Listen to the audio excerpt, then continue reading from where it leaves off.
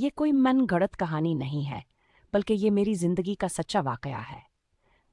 ہو سکتا ہے آپ کو لگے یہ صرف کہانی ہے، لیکن مجھے اس سے کوئی فرق نہیں پڑتا۔ یہ اس وقت کی بات ہے جب میں 9 کلاس میں تھی اور میرا بھائی 7 میں اور چھوٹی بہن 5 میں۔ میں سب سے بڑی تھی بہن بھائیوں میں۔ میرا نام سدرا اور بھائی کا نام زین ہے اور چھوٹی بہن کا نام امارا ہے۔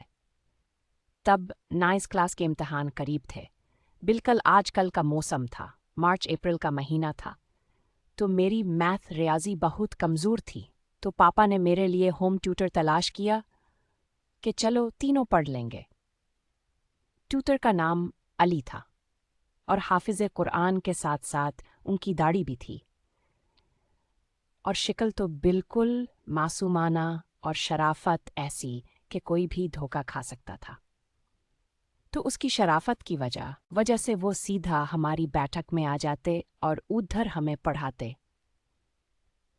کچھ دن ماما نے خیال رکھا اور اس نے ماما کا اعتبار بھی جیت لیا۔ اب ماما اس پہ دھیان نہ دیتی بلکہ اپنے کام میں مصروف رہتی۔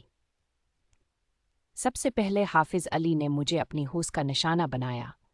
وہ مجھے اپنے بالکل ساتھ بٹھا لیتے اور بہانے بہانے سے مجھ پر ہاتھ رکھتے۔ ایک دن میں بیٹھنے لگی تو وہ میرے نیچے ہو گئے اور میں سیدھا بیٹھ گئی۔ میں اٹھنے لگی تو پکڑ کر کہتے میں تمہارا روحانی بابا ہوں۔ بیٹی بیٹھ جاؤ تو کوئی بات نہیں۔ تو میں ان کی بات میں آ کے بیٹھ گئی۔ تھوڑی دیر بعد مجھے کچھ سی چیز محسوس ہوئی، میں اٹھ گئی۔ تب سر نے فاطمہ کو بلا کے اسے بٹھا لیا۔ اب ماما کو تو سر پہ اتنا یقین ہو گیا تھا کہ ماما تو دوپٹہ بھی نہیں لیتی تھیں، بس کام کرتی رہتی تھیں۔ ایک دن میں نے دیکھا سر مجھے پڑھاتے بار بار ماما کو دیکھ رہے تھے۔ بھی میں نے ماما کی طرف دیکھا تو وہ صفائی کر رہی تھی۔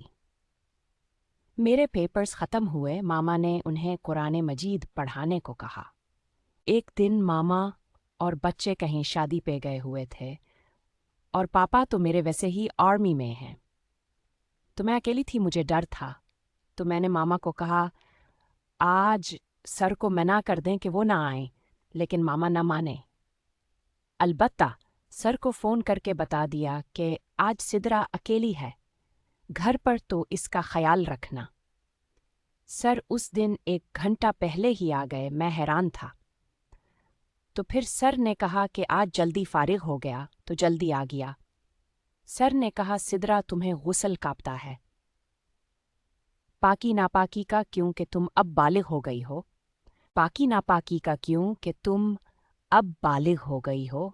میرا فرض بنتا ہے تمہیں اسلام کے بارے میں سب کچھ بتاؤں۔ میں نے کہا کہ سر مجھے تو کچھ نہیں پتا۔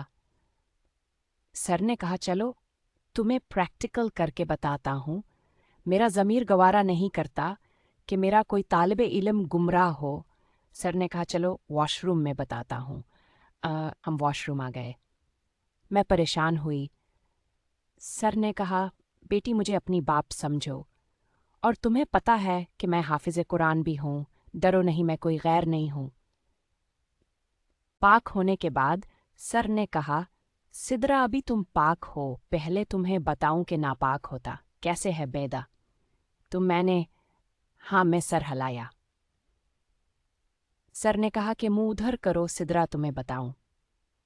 میں نے منہ دوسری طرف کیا۔ سر نے کہا دیکھو سدرا تم ابھی بھی پاک ہو اور نماز پڑھ سکتی ہو، تم آج اصلی معنوں میں جوان ہو گئی ہو، شرعی طور پر اب تم شادی کے قابل ہو۔